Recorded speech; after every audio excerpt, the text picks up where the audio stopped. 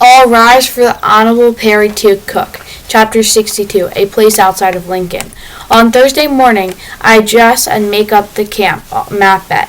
Then I take a minute to scan the timeline on my closet wall. This is the day I was supposed to share the Blue River stories. That plan had changed because of Thomas Van Leer. On my way to the kitchen, I stop in the hallway. I hear low talking. "Why don't you ask him, Tom?" Zoe's mom sounds squeaky and mad. "Well, I'm trying to give him the benefit of doubt, even though I know it had to be Perry. I mean, think of all the influencers. I'm crushed. I really thought being here with us was going to do him some good." "Tom, he's not a criminal." "That's not what I'm saying." Mr. Van Leer's voice fades. Then I hear him again. "I just want to see him come to me about it." "Robin, what would a cleaning staff want with a framed award?" "What would Perry want with it?" She throws it back at him. I stand in the hallway, feel like dirt. "Boo!" I jump and knock my elbow into the wall. Zoe apologizes for the scare. "What are they talking about?" "Nothing," I say. "I don't know." "Don't bite my head off." "Fine," I say. "Sorry." I change the subject to the only thing I can think of.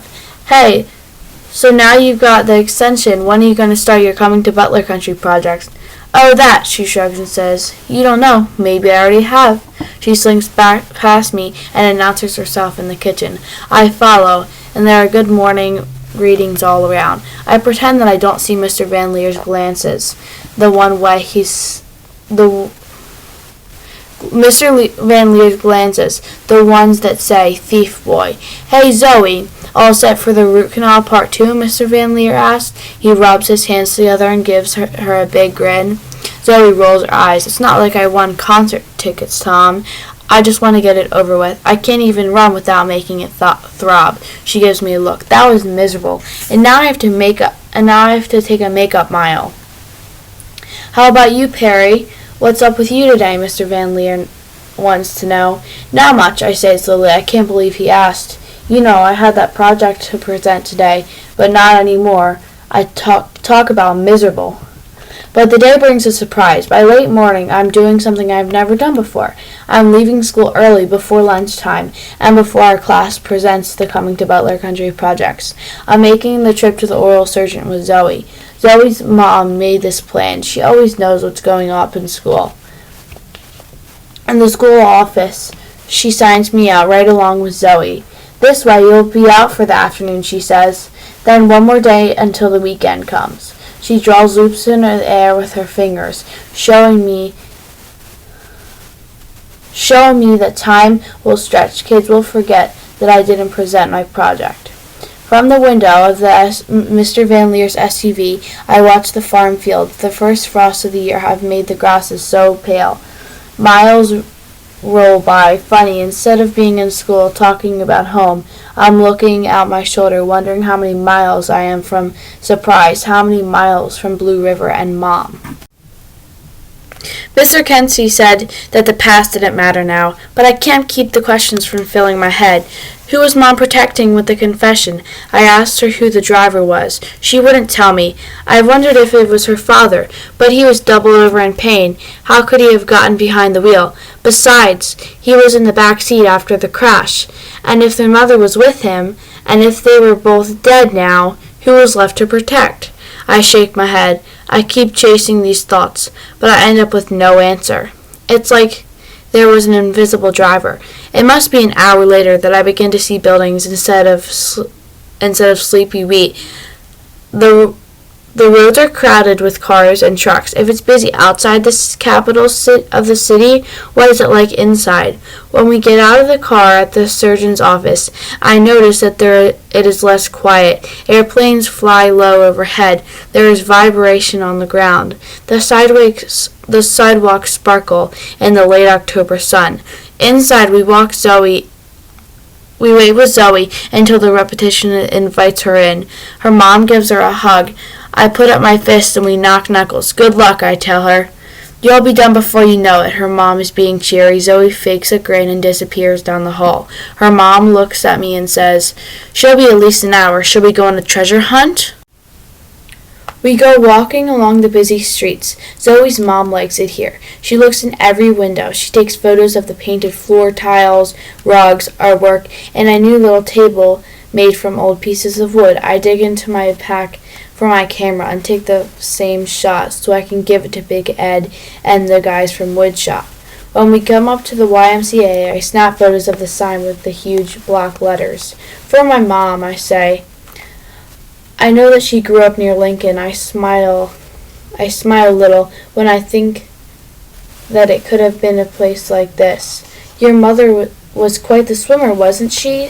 Says Zoe's mom. Yeah, I say, she really was. She had a scholarship, but then she had the accident. Boy, one small moment, she says. Her voice is sad and drifty. She puts her arm around my shoulders. We turn down the street to circle the block. We don't want to be far from Zoe. Her mom takes more photos. I follow. She says, sorry, Perry. This probably doesn't feel like a treasure hunt. I just love being in busy places. I've always lived near cities. I miss that, and I lap it whenever I can. Why did you leave? I ask. Oh, because Tom got a job near Butler County. She smiles. He wanted it so much. I think of Mr. Van Leer and his office, and the award, and what I did with it. For about the 100th time, I have to swallow down my guilt. I remind myself that he has not helped me, and he has looked inside the box. The sideways send up shiny flecks of light. I walk with Zoe's mom. When Zoe comes out of the treatment room, she is wearing a one-sided smile. The first thing she says is, Mom, I'm so hungry. That's a good sign. We'll stop and find you something soft to eat on the way home, her mom says. I think we're all hungry. The repetition says, if you're heading back towards Butler County on 79, look for Tony's Corner, 29 minutes after the airport. Best grass-fed beef burgers in the county.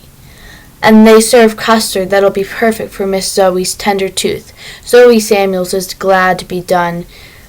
The medicine is covering up the pain. She's talking up a storm. In minutes, we are back on the straight, empty roads. We find a place called Tony's Corner.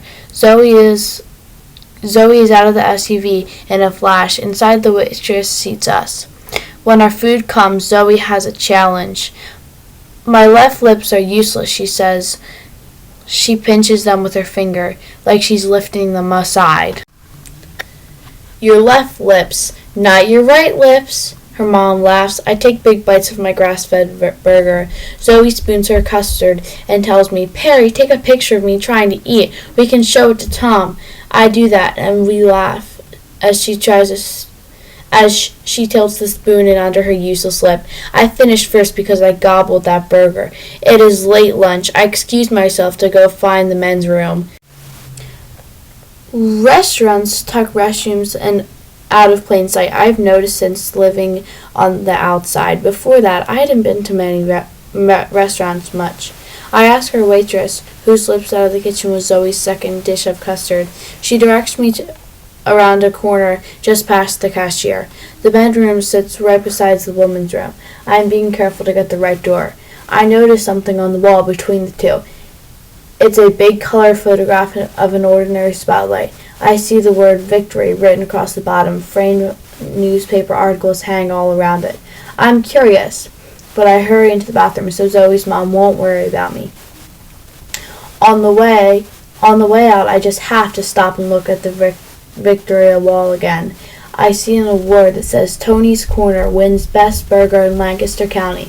I see they sponsor a girls' softball team, all in blue t-shirts, but underneath the bottom, the victory says victory on it.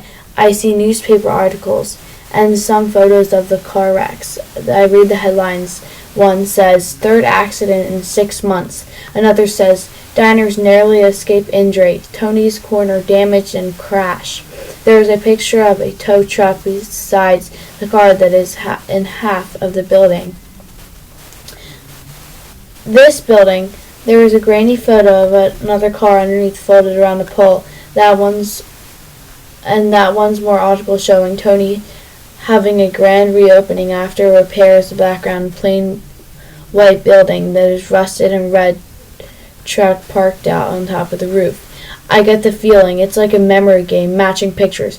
I bend closer to get the glass, and I reach for one of the frames. I lift it up and hold it in my hands. I'm Perry T. Cook. I take things off walls.